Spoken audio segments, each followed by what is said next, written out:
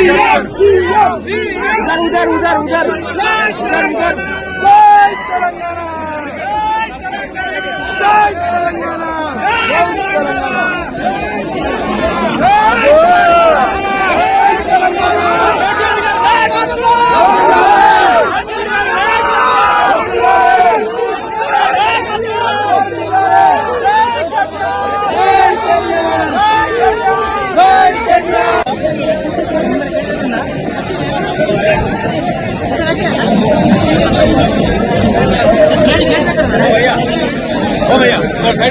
Sir sir रमण sir photo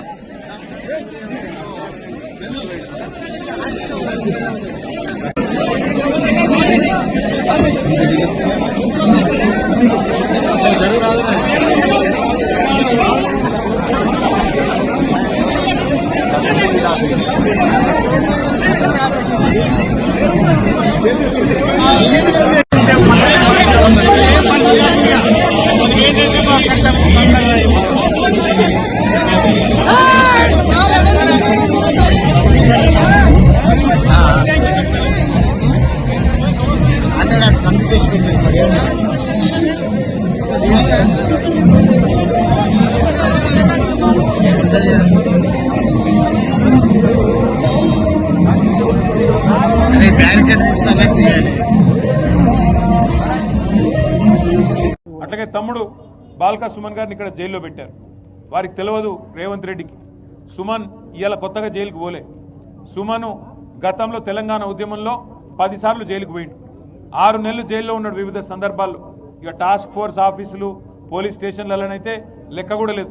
గని గంటలు గని రోజులు ఉన్నాడు.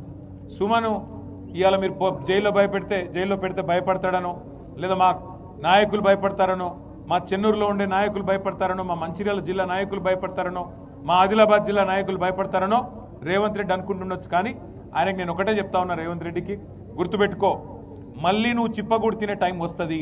గుర్తుపెట్టుకో, ఇట్లాంటి అరాచకాలు ప్రజాస్వామ్యంలో మంచిది కాదు. మేము ఆనాడు పనులు నేను ఇవాళ రేవంత్ రెడ్డికి చెప్తా ఉన్నా, డీజీపీ శివధర్ రెడ్డికి కూడా చెప్తా ఉన్నా. డీజీపీ గారు మీరేదో మొన్న పెద్ద పెద్ద సినిమా డైలాగులు పెట్టినారు. మాకు రెడ్ బుక్ ఉండదు, పింక్ బుక్ ఉండదు, కాకీ బుక్ ఉంటుందని చెప్పినావు. ఇదేనా నీ కాకీ బుక్? మీ పోలీసు వాళ్ళ బట్టలు కూడా తీసుకొడతా అని చెప్పి ఒక కాంగ్రెస్ నాయకుడు అంటే కేసు ఉండదు. మిమ్మల్ని యూజ్లెస్ ఫెలోస్ అని ఒక బీజేపీ ఎంపీ అంటే కనీసం కేసు పెట్టే ధైర్యం లేదు. ఎందుకు? రాష్ట్రంలో అధికారంలో కాంగ్రెస్ ఉన్నది, కేంద్రంలో అధికారంలో ఉన్నది బీజేపీ కాబట్టి భయపడుతున్నావా? ఇవాళ మేము ప్రతిపక్షంలో ఉన్నాం కాబట్టి మా మీద కేసులు పెడతావా? ఒకటి గుర్తుపెట్టుకో డీజీపీ గారు, రేవంత్ రెడ్డి గారు గుర్తుపెట్టుకోండి, ఎప్పుడు అధికారం ఎవరికి శాశ్వతం కాదు. టైం వస్తుంది, 2 ఏళ్లలో మళ్ళీ కేసీఆర్ గారు ముఖ్యమంత్రి అవుతారు, మళ్ళీ రాష్ట్రంలో గులాబీ జెండా ఎగురుతుంది. ఈ అరాచకాలకి ఖచ్చితంగా చరమగీతం పాడే సత్తా ఆ రోజు మాకుంటది. అప్పుడు మీరు ఏ కలుగులో దాక్కున్నా ఇట్లా అరాచకాలు చేసిన అధికారులు కానీ, అరాచకాలు చేసిన మంత్రులు కానీ, ఇవాళ ప్రజాప్రతినిధులుగా ఉన్నవాళ్ళు కానీ ఎవరైనా సరే ప్రజాస్వామ్యాన్ని, చట్టాలను, న్యాయాన్ని, రాజ్యాంగాన్ని తుంగలో దొక్కుతా ఉన్నారో వారందరినీ కూడా వదిలిపెట్టకుండా మళ్ళీ న్యాయస్థానాల ముందు ప్రవేశపెట్టే బాధ్యత మాది. గౌరవించండి, ప్రజల తీర్పును గౌరవించండి. కేతన్పల్లి మున్సిపాలిటీలో వెంటనే ఎన్నికలు పెట్టాలని మేము డిమాండ్ చేస్తూ ఉన్నాం. ఎలక్షన్ కమిషన్ కూడా మేము డిమాండ్ చేస్తున్నాం. కేతన్పల్లిలో, అట్లాగే మరి ఇబ్రహీంపట్నంలో, ఖానాపూర్లో ఎక్కడెక్కడైతే ఎన్నికలు పెండింగ్లో పెట్టారో వెంటనే ఎన్నికలు పెట్టండి, నిజాయితీగా పెట్టండి. అవసరమైతే ప్రత్యేకంగా సీనియర్ అధికారులను పర్యవేక్షకులుగా పెట్టండి, సీసీ కెమెరాలు పెట్టండి, శాంతి భద్రతలు పరిరక్షించే విధంగా చర్యలు తీసుకోండి, నిజాయితీగా ఎన్నిక జరిగే విధంగా చూసుకోండి. కానీ ఇదే రకమైన అరాచకం కొనసాగిస్తాం, రేవంత్ రెడ్డి ఆడిచ్చినట్టు ఆడతామంటే అంతగానం ఇంట్రెస్ట్ ఉంటే పోయి కాంగ్రెస్ కండువాలు కప్పుకోండి. అంతేగాని అధికారుల ముసుగులో అధికార పార్టీకి వత్తాసు పలికితే ఊరుకోము, వదిలిపెట్టము. చట్టం ఎవరికైనా ఒకటే గుర్తువేస్తూ రైతు బంధుకు సంబంధించిన చర్చ లేదు, ఎన్నికకు సంబంధించిన చర్చ లేదు. అందరూ విచిత్రం ఏమంటే ఈరోజు రాష్ట్రంలో పరిస్థితి ఏమంటే రాహుల్ గాంధీకి, గాంధీ కుటుంబానికి ఈయనికి 1000 కోట్లు ఉన్నాయట ముఖ్యమంత్రి కాడ. దోసుకున్న పైసలు 2 ఏళ్లలో మరి ఢిల్లీకి చెత్తందుకే 1000 కోట్లు ఉన్నాయంటే ఈయన ఎన్ని వేల కోట్లు మింగిండో రాష్ట్ర ప్రజలు ఆలోచించాలి. వేల కోట్లు మింగడానికేమో రేవంత్ రెడ్డికి 2 ఏళ్లలో చాలా టైం దొరికింది, దోపిడీ బ్రహ్మాండంగా చేస్తూ ఉన్నారు. కానీ రైతులకి డిసెంబర్లో పడేది రైతు బంధు కేసీఆర్ ఉంటే ఇవాళ మార్చి దగ్గర పడ్డది. మార్చికి కూడా ఇంతవరకు రైతు బంధు ఇచ్చే ముఖం లేదు రేవంత్ రెడ్డికి. రైతు బంధు ఇచ్చే తెలివి లేదు, అట్లాగే యూరియా బస్తా ఇచ్చే తెలివి లేదు, కనీసం సోయా కొనుగోలు చేసే తెలివి లేదు, పత్తి కొనుగోలు చేసే తెలివి లేదు. మరి ఇట్లాంటి సన్నాసిని ముఖ్యమంత్రి చేసినందుకు ఈ అవస్థలు రైతన్నలకు కూడా ఇంకో కొంతకాలం తప్పదు. కానీ ఒకటి మాత్రం పక్క, గాంధీ కుటుంబానికి ఇచ్చే 1000 కోట్లు నీ అయ్యసొమ్మ నీ అబ్బసొమ్మ ఏడికెళ్ళి తెచ్చినావో రేవంత్ రెడ్డి రాష్ట్ర ప్రజానికానికి సమాధానం చెప్పాలి. ఎన్ని వేల కోట్లు నువ్వు దోపిడీ చేస్తే మరి గాంధీ కుటుంబానికి 1000 కోట్లు ఇస్తానంటున్నావు? అది తెలంగాణ ప్రజల రక్తమాంసాలు కాదా? తెలంగాణ ప్రజల చెమట కాదా? ఇక్కడి ప్రజల సొత్తు నువ్వు దోపిడీ చేసి గతంలో నోటుకి దొరికిపోయిన ఓటుకి నోటు కేసులో ఇవాళ 1000 కోట్లు అని చెప్పి ఓపెన్గా చెప్తుంటే మరి బీజేపీ ఏం చేస్తున్నది? కేంద్ర సంస్థలు ఏం చేస్తున్నాయి? ఈడీలు, సిబిఐలు, ఐటీలు ఏం పీకుతున్నాయని అడుగుతున్నా నేను. ఏం చేస్తున్నారు మీరు? ఇంత ఓపెన్గా ముఖ్యమంత్రి బాహాటంగా గాంధీ కుటుంబానికి 1000 కోట్లైనా సరే తెలంగాణ నుంచి నేను ఇస్తా అంటుంటే బీజేపీ ఏం చేస్తున్నది? మీ ప్రధానమంత్రి చెప్పిండు కదా ఆర్ఆర్ ట్యాక్స్ వసూలు చేస్తున్నాడని. ఎందుకు చర్య తీసుకుంటలేరు? ఎందుకు రేవంత్ రెడ్డిని, ఎందుకు కాంగ్రెస్ ప్రభుత్వ అవినీతిని బీజేపీ ఒక రక్షణ కవచంలాగా కాపాడుతున్నదో సమాధానం చెప్పాలని చెప్పి కూడా మేము డిమాండ్ చేస్తా ఉన్నాం. Thank you.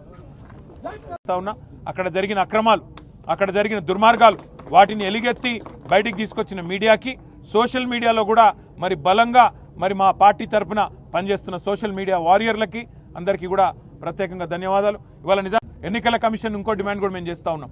క్యాతన్పల్లి మున్సిపాలిటీలో మొన్న మా మహిళా కౌన్సిలర్ల మీద అసభ్యంగా ప్రవర్తించిన వెధవలు ఎవరైతే 3rd రేట్ కౌన్సిలర్లు కాంగ్రెస్ వాళ్ళు ఉన్నారో వాళ్ళ మీద చట్టపరంగా చర్య తీసుకోవాలి. ఆ క్యాతన్పల్లి మున్సిపాలిటీ ఎన్నిక సందర్భంగా, ప్రమాణ స్వీకారం సందర్భంగా ఏ వీడియో అయితే మీ వాళ్ళు ఎలక్షన్ కమిషన్ వాళ్ళు షూట్ చేసినారో బయట పెట్టండి. సీసీ కెమెరాల్లో మొత్తం నిక్షిప్తం అయ్యింది. ఎవరు తప్పు చేశారో వాళ్ళ మీద కేసులు పెట్టండి. తప్పు చేయని వాళ్ళ మీద కేసులు పెట్టి ఇవాళ మా కోవా లక్ష్మి గారి మీద కేసు పెట్టారు. మా ఎమ్మెల్యే గారు ఒక ఆదివాసీ బిడ్డ ఏం తప్పు చేసిందండి?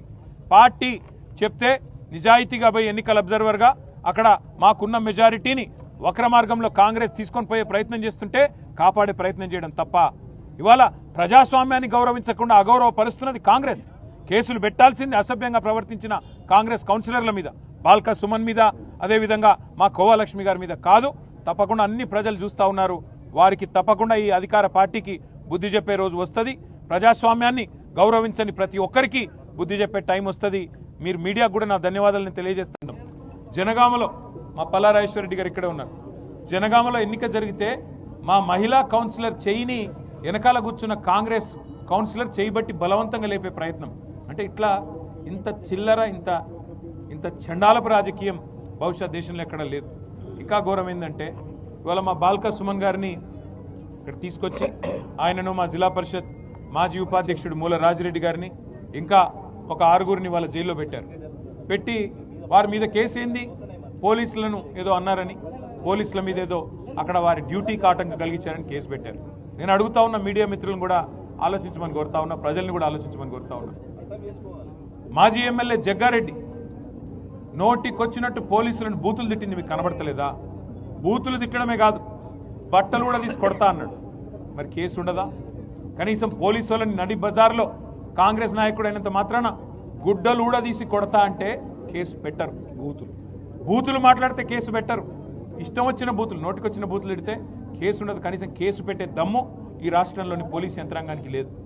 BJP MP, Nizamabad MP Arvind police వాళ్ళని యూజ్లెస్ ఫెలోస్ అని తిడితే కేసులు ఉండవు.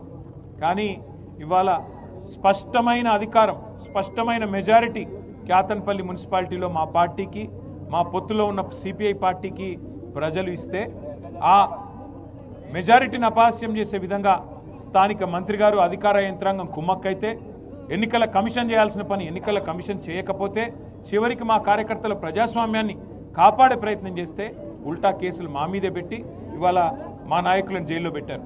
ఇది రాష్ట్రం మొత్తం గమనిస్తూ ఉన్నది.